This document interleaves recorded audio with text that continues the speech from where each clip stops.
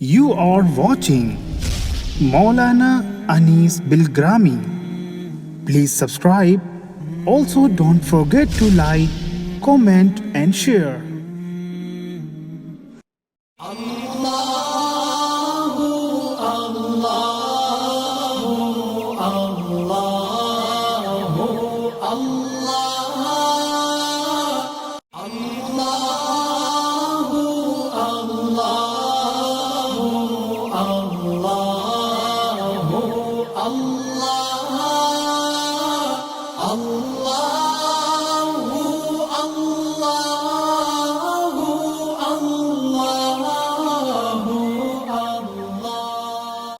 السلام علیکم ورحمۃ اللہ وبرکاتہ۔ بسم اللہ الرحمن الرحیم۔ الحمد للہ رب العالمین والصلاة والسلام على سید المرسلین وعلى آلہ واصحابہ وازواجہ وذریاتہ واہل بیتہ اجمعین، اما بعد۔ مسجد والا دین کیسے سیکھیں، آج اس کا نواں درس ہے، جس میں مسجد کی صفائی ستھرائی کے متعلق، مسجد کی نظافت سے متعلق کچھ اہم اور ضروری باتیں آپ کو سمجھنی ہیں۔ بلا شبہ ہر مسجد اللہ کا گھر ہے۔ مسجد کا مفہوم اپنے ذہن میں رکھیں، جہاں سجدہ کیا جائے، جہاں سجدہ کیا جائے یعنی جہاں نماز ادا کی جائے، جہاں نماز والی عبادت برپا کی جائے۔ نماز والی عبادت کو ادا کرنے کے لیے جب کوئی مخصوص جگہ متعین کر لی جاتی ہے، اس کا نام مسجد ہے، جگہ کا نام۔ در و دیوار ہوں یا نہ ہوں، پلرز ہوں یا نہ ہوں، چھت ہونا ضروری ہے کیا؟ بالکل نہیں۔ یہ سب ہماری اور آپ کی آسانی اور سہولت کے لیے ہیں۔ مسجد جگہ کا نام ہے۔ بیت اللہ اس وقت بھی بیت اللہ تھا کہ جب طوفان نوح میں اس کے در و دیوار منہدم ہو گئے تھے۔ وہاں کوئی دیوار نہیں تھی، شناخت مشکل تھی کہ وہ ہے کہاں، لیکن وہ جگہ بیت اللہ تھی۔ متعدد بار بیت اللہ کی تعمیر ہوئی۔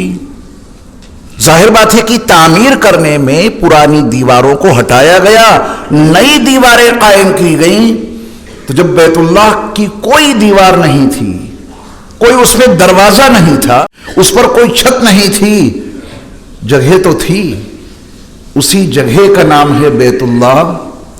اسی طرح آپ نماز کی ادائیگی کے لیے جس جگہ کو مختص کر لیں، اہل ایمان میں سے ہر صاحب ایمان کو حق ہے کہ وہ مسجد میں آزادانہ طور پہ جائے، اس پر کوئی پابندی نہ لگی ہو۔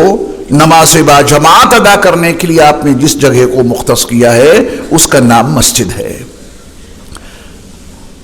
پھر ہر مسجد کے تعلق سے جو احکام ہیں، ہر مسلمان کو ان احکام کا علم ہونا بھی ضروری ہے اور اس پہ عمل کرنا بھی ضروری ہے۔ اللہ تعالیٰ نے حضرت ابراہیم علیہ السلام اور ان کے صاحبزادے حضرت اسماعیل علیہ السلام کو ایک تاکید کی تھی، اور اس تاکید کا تذکرہ قرآن مجید کے پہلے پارے میں سورۃ البقرہ میں ان الفاظ میں مذکور ہے۔ اس تاکید کو پہلے سنیں تاکہ ہم مسجد کا حق ادا کرنے والے بن جائیں اور مسجد والا دین ہمیں اور آپ کو بھی معلوم ہو جائے۔ وہ اللہ کے خلیل ہیں ابراہیم۔ دوست اپنے دوست کو کس چیز کی تاکید کر رہا ہے؟ اسماعیل علیہ السلام ذبیح اللہ ہیں، اللہ اپنے دوست کے بیٹے کو کس کام کی تاکید کر رہے ہیں؟ ذرا اس پہ دھیان دینا قرآن کے الفاظ میں۔ وَعَهِدْنَا إِلَىٰ إِبْرَاهِيمَ وَإِسْمَاعِيلَ أَن طَهِّرَا بَيْتِيَ لِلطَّائِفِينَ وَالْعَاكِفِينَ وَالرُّكَّعِ السُّجُودِ۔ اللہ کا فرمان ہے کہ ہم نے ابراہیم اور اسماعیل کو اس بات کی تاکید کی کہ تم دونوں میرا گھر صاف ستھرا رکھو، طواف کرنے والوں کے لیے، اعتکاف کرنے والوں کے لیے، نماز ادا کرنے والوں کے لیے۔ یہ اللہ تعالیٰ نے تاکید کی ہے ابراہیم علیہ السلام کو، جو اللہ کے دوست ہیں، خلیل اللہ ہیں، اور یہی تاکید اللہ نے اپنے دوست ابراہیم خلیل اللہ کے بیٹے ذبیح اللہ اسماعیل کو کی کہ تم دونوں یعنی باپ اور بیٹے دونوں مل کر میرا گھر صاف ستھرا رکھو۔ اللہ نے یہ تاکید کس کو کی؟ اپنے دوست کو، اپنے خلیل کو، ان کے بیٹے اسماعیل کو، کہ تم دونوں مل کر میرا گھر صاف ستھرا رکھو۔ کن کے لیے؟ جو بھی طواف کرنے آئے اسے میرا گھر صاف ستھرا ملے، جو یہاں اعتکاف کرے اسے میرا گھر صاف ستھرا دکھے، جو یہاں نماز ادا کرنے کے لیے آئے اس کو میرا گھر صاف ستھرا ملے۔ اس کے لیے ابراہیم تمہیں بھی محنت کرنی ہے اور اسماعیل تمہیں بھی کام کرنا ہے۔ اللہ تعالیٰ یہ شعور ہمیں اور آپ کو بھی عطا کر دے۔ اس کا مطلب یہ نکلا کہ اللہ کے گھر کی صفائی ستھرائی یہ اتنا عظیم کام ہے کہ اللہ نے یہ تاکید عام لوگوں کو نہ کر کے اپنے دوست کو اس کی تاکید کر دی، اپنے خلیل کو اس کی تاکید کر دی کہ خلیل، میرے خلیل، تم میرے گھر کو صاف ستھرا رکھنا۔ اسماعیل علیہ السلام کا کتنا بلند و بالا مقام ہے، جن کے تذکرے قرآن میں موجود ہیں۔ اللہ نے یہ تاکید اسماعیل علیہ السلام کو بھی کی۔ آپ کو بھی کسی نے تاکید کی کہ مسجد کی صفائی کیا کرو؟ اگر آپ کو کوئی تاکید کر دے تو شاید آپ ناراض ہو جائیں گے۔ میں اور مجھے اس بات کی آپ تاکید کر رہے ہیں کہ میں مسجد صاف کروں، میں صفائی کروں صفوں کی، میں مسجد میں جھاڑو لگاؤں، میں مسجد کے وضو خانے کو صاف کروں، میں تو اتنا بڑا سیٹ ہوں۔ یہ تصور مومنانہ ہے ہی نہیں، یہ جاہلانہ تصور ہے۔ اللہ ہمیں اور آپ کو اس کا شعور عطا کر دے۔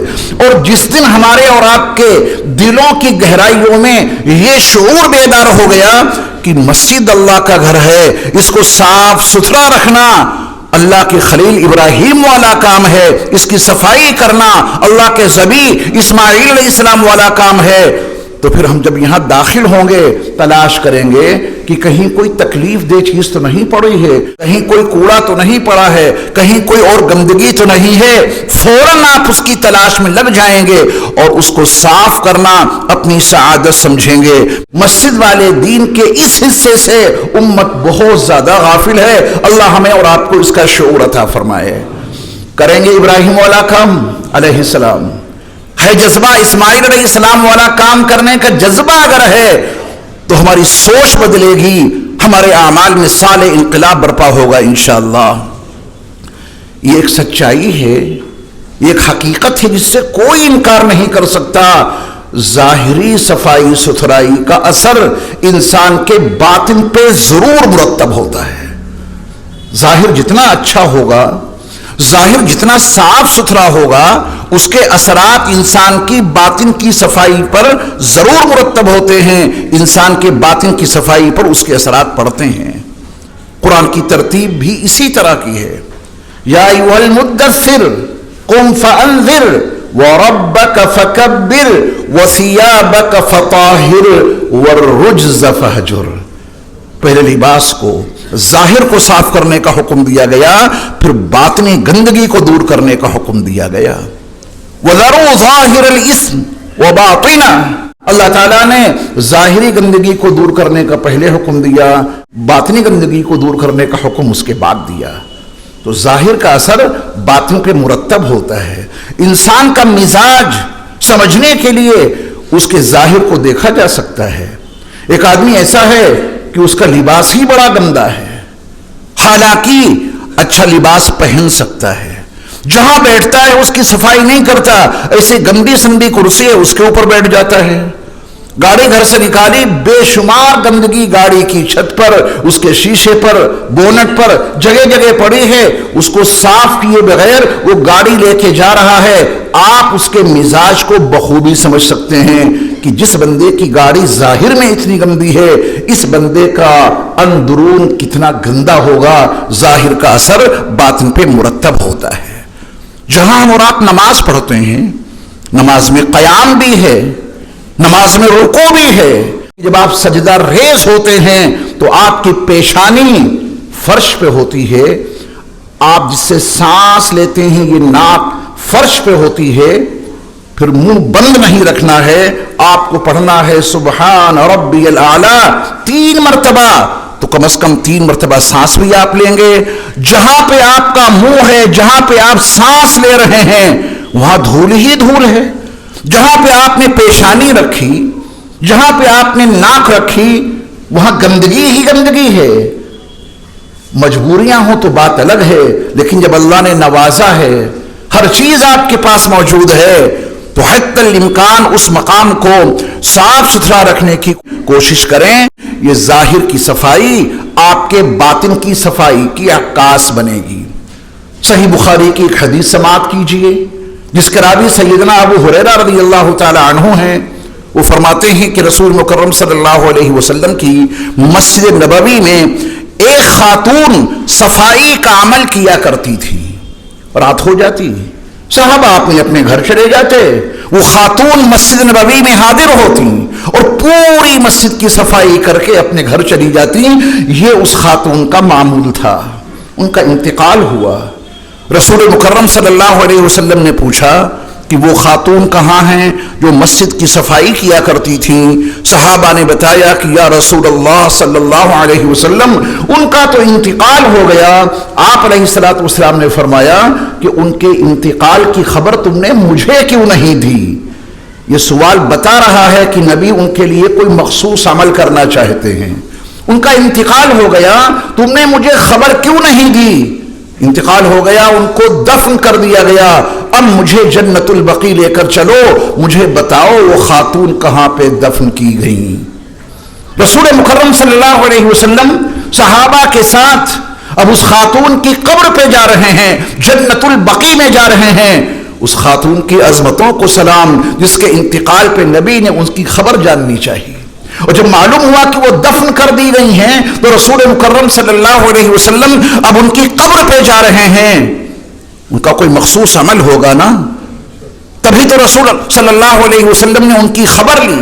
اور جب معلوم ہوا کہ ان کا انتقال ہو گیا اور وہ دفن کر دی گئیں، مجھے اس مقام کی نشاندہی کر کے بتاؤ ان کو دفن کہاں کیا گیا ہے۔ رسول اللہ صلی اللہ علیہ وسلم ان کی قبر پہ گئے، ان کے لیے مخصوص دعا کی، ان کے لیے نماز جنازہ ان کی قبر پہ پڑھی۔ یہ رسول مکرم صلی اللہ علیہ وسلم کا اختصاص تھا۔ یہ عظیم نسبت رسول مکرم صلی اللہ علیہ وسلم کی خصوصی توجہات اس خاتون کو کیوں ملی؟ کیا عمل تھا ان کا؟ مخصوص عمل یہ تھا کہ وہ اللہ کے گھر کی صفائی کیا کرتی تھی۔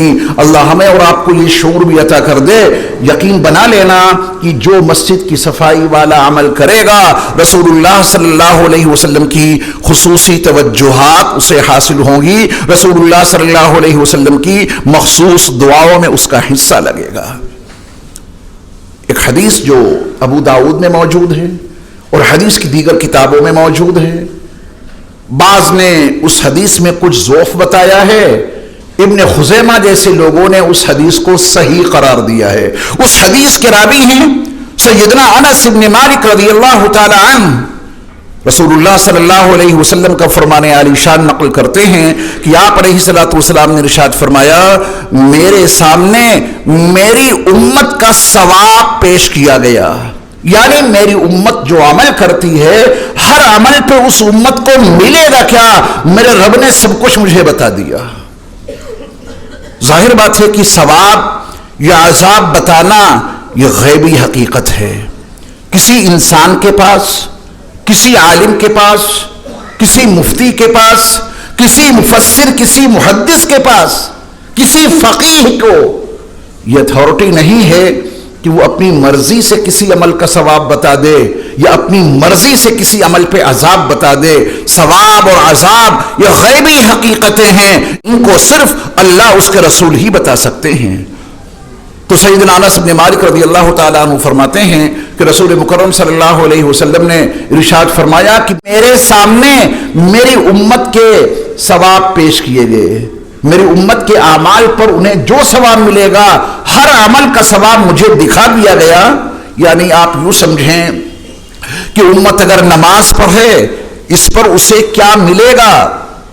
اللہ نے اپنے نبی کو اس ثواب سے واقف کرا دیا. امت روزے رکھے، روزوں پر امت کو کیا ملے گا؟ اللہ نے اس کا ثواب اپنے نبی پر منکشف کر دیا. امت زکات دے، اس پر امت کو کیا ملے گا؟ اس کا ثواب اللہ نے اپنے نبی علیہ الصلوۃ والسلام کے سامنے واضح کر دیا. امت حج کرے، اس پر اس کو کیا ثواب ملے گا؟ اللہ نے اس کا ثواب اپنے نبی صلی اللہ علیہ وسلم کے سامنے واضح کر دیا. آپ کسی کو سلام کریں، اس پر آپ کو کیا ملے گا؟ آپ بھوکے کو کھانا کھلا دیں، اس پر آپ کو کیا ملے گا؟ امت جتنے اعمال برپا کرے گی، ہر عمل کا ثواب نبی علیہ الصلوۃ والسلام کے سامنے اللہ نے واضح کر دیا. رسول مکرم صلی اللہ علیہ وسلم نے فرمایا، یہاں تک کہ مسجد میں موجود گندگی کو دور کرنے کا ثواب بھی اللہ نے مجھ پر ظاہر کر دیا. مسجد میں کوئی گندگی ہے، کوئی کوڑا کرکٹ ہے، کوئی تنکا پڑا ہے، اس کو جو ہم اور آپ ہٹائیں گے، اس ہٹانے پر ملے گا کیا؟ اللہ نے اپنے نبی صلی اللہ علیہ وسلم پر اس کا ثواب بھی منکشف کر دیا کہ یہ ملے گا. اس لیے ہمیں اور آپ کو کار ثواب سمجھ کر اللہ کی جانب سے اس کا اجر پانے کے لیے مسجد کی صفائی ستھرائی پہ خاص دھیان دینا ہے. اور یہ عمل کتنا عظیم ہے، میں نے قرآن کی آیت کے حوالے سے آپ کے سامنے واضح کیا کہ اللہ تعالیٰ نے اپنے خلیل ابراہیم علیہ السلام کو اور اپنے ذبیح اسماعیل علیہ السلام کو اس بات کی تاکید کی کہ وہ اللہ کے گھر کو صاف ستھرا رکھیں، طواف کرنے والوں کے لیے، اعتکاف کرنے والوں کے لیے اور وہاں نماز ادا کرنے والوں کے لیے. مسجد کی صفائی ستھرائی میں یہ چیز بھی داخل اور شامل ہے کہ ہم ذہنی طور پہ اپنے دل اور دماغ کی بھی اور اپنی روح کی بھی صفائی کا خاص خیال رکھیں. دو دیوار بھی صاف کریں، فرش بھی صاف کریں، وضو خانے بھی صاف کریں، اور یہ ارادہ کر کے چلیں اپنے گھر سے کہ اللہ کے گھر جا رہا ہوں تاکہ میرا ذہن صاف ہو جائے، اللہ کے گھر جا رہا ہوں تاکہ میرا دل صاف ہو جائے، اللہ کے گھر جا رہا ہوں تاکہ میری روح صاف ہو جائے. یعنی جسمانی اور روحانی دونوں طرح کی طہارتوں کا انتظام اللہ نے اپنے گھر میں کر رکھا ہے. جب آپ گھر سے چلیں تو اپنا ذہن بنائیں کہ وہاں جا کیوں رہے ہیں؟ نماز کی ادائیگی کے لیے. اور نماز سے ملے گا کیا؟ انسان ذہنی الجھنوں میں مبتلا ہے. اپنا اپنا جائزہ لیں. گھر سے جب چلے تو ذہنی الجھن تھی، قلب میں اضطراب تھا، اس نیت سے چلے کہ میری ذہنی الجھن اگر کہیں دور ہو سکتی ہے تو صرف اللہ کے گھر میں، میرے دل کی یہ پریشانی اگر کہیں دور ہو سکتی ہے تو صرف اللہ کے گھر میں. آپ اس نیت سے چلے. میں آپ کو یقین سے بتاتا ہوں، آپ اندر آئیے، جتنے آداب ابھی تک آپ کو بتائے جا چکے ہیں سب کو ملحوظ رکھتے ہوئے 2 رکعت نماز پڑھیے، اور جب فرض نماز کا وقت ہو تو آپ فرض نماز ادا کیجئے. نماز ادا کرتے کرتے آپ کی ذہنی الجھن ضرور دور ہوگی. نماز ادا کرتے کرتے آپ کا قلبی اضطراب یقیناً ختم ہوگا. نماز رکھی اسی لیے گئی ہے تاکہ ہر طرح کی الجھنوں سے ہماری اور آپ کی حفاظت رہے. بس یہ بات ذہن میں رہے کہ ہر پریشانی کسی گناہ کا نتیجہ ہوتی ہے. دل کا ہر اضطراب اللہ کی کسی نافرمانی کا نتیجہ ہے. ذہن کی ہر الجھن کسی نہ کسی گناہ کا نتیجہ ہے. اور نماز انسان کو فحش کاموں سے، برے کاموں سے روک دیتی ہے. نماز کے ذریعہ انسان کو طہارت قلبی حاصل ہوتی ہے. نماز کے ذریعہ انسان کو ذہنی الجھنوں سے حفاظت حاصل ہوتی ہے. جب نماز کو مسجد کے آداب کی رعایت رکھتے ہوئے ادا کریں گے تو انشاءاللہ جو دل باہر پریشان تھا وہ اندر آ کے مطمئن ہو جائے گا.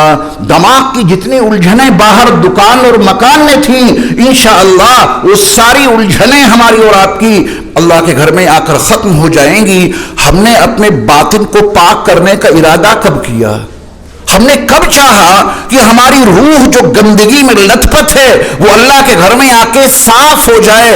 ہم نے کب چاہا کہ ہمارے ذہن کی الجھنیں یہاں آ کے ختم ہو، ہمارے دل کا اضطراب ختم ہو؟ ہم ان احساسات کو لے کے مسجد میں آتے ہی نہیں. گھر سے چلیں باتیں کرتے ہوئے، موبائل پہ گفتگو کرتے ہوئے، اللہ کے گھر میں داخل ہوئے تو باتیں کرتے ہوئے، اور یہاں بیٹھے تو باتوں میں مشغول۔ کب چاہا کہ دل مضطرب پرسکون ہو جائے، نہیں چاہا تو عالم یہ ہے کہ مسجد میں آنے سے پہلے دل جتنا پریشان تھا، مسجد میں آنے کے بعد دل اتنا ہی پریشان ہے، اور نماز مکمل ادا کر لی دل اتنا ہی پریشان ہے، اور نماز ادا کر کے گھر جا رہے ہیں تب بھی دل اتنا ہی پریشان ہے۔ تو شاید ہمیں اور آپ کو مسجد میں آنے کا مکمل فائدہ حاصل نہیں ہوا۔ جب مسجد کے لیے چلے تھے دماغ میں بڑی الجھنیں تھیں، بہت ساری ٹینشن تھیں، راستے میں ٹینشن رہی، مسجد میں داخل ہوئے تب بھی وہ ٹینشن، نماز ادا کر رہے ہیں پھر بھی وہ ذہنی الجھاؤ، پوری نماز ادا کر لی ذہنی الجھاؤ پھر بھی باقی ہے، یہاں سے نماز ادا کر کے گھر چلے گئے ذہنی الجھاؤ پھر بھی باقی ہے۔ اس کا مطلب کہ شاید ہم نے مسجد سے پورا فائدہ نہیں اٹھایا۔ میرے ایمان والے بھائیوں، اللہ کی جانب سے پورا انتظام ہے ہماری طہارت کے لیے، ہمارے نفوس پاک ہو جائیں، ہمارا دماغ پاک صاف ہو جائے، اور آپ کا ذہن جو الجھنوں کا شکار ہے اسے سکون مل جائے۔ اس کے لیے اللہ ہمیں اور آپ کو توفیق عطا کرتے ہیں کہ میرے گھر میں آؤ، سجدہ ریز ہو جاؤ، تمہیں سکون بھری زندگی مل جائے گی۔ مسجد کے ظاہر کو بھی پاک صاف رکھو، اپنے ظاہر کو بھی پاک صاف رکھو، اور اپنے باطن کو پاک اور صاف کرنے کی پوری کوشش کرو۔ اسی مسجد سے سکون ملے گا، اسی مسجد سے اطمینان حاصل ہوگا، اسی مسجد سے ہمارے نفوس کی گندگی دور ہوگی، اسی مسجد میں ہمیں اور آپ کو طہارت قلبی حاصل ہوگی اگر ہم چاہیں تو، اور نہیں تو پھر جیسے آئے تھے ویسے ہی چلے گئے، نہ ذہن بدلا، نہ دل بدلا، نہ روح کو صفائی ملی۔ یہ اللہ تعالیٰ نے ہمیں اور آپ کو اتنی عظیم دولت دی ہے، اس کی قدر کیجئے، مسجد کے آداب کی مکمل رعایت رکھیے۔ یہاں آ کر دل کی دنیا بدلی بدلی نظر آنی چاہیے، محسوس ہو کہ ہاں ہم اللہ کے قریب جا رہے ہیں۔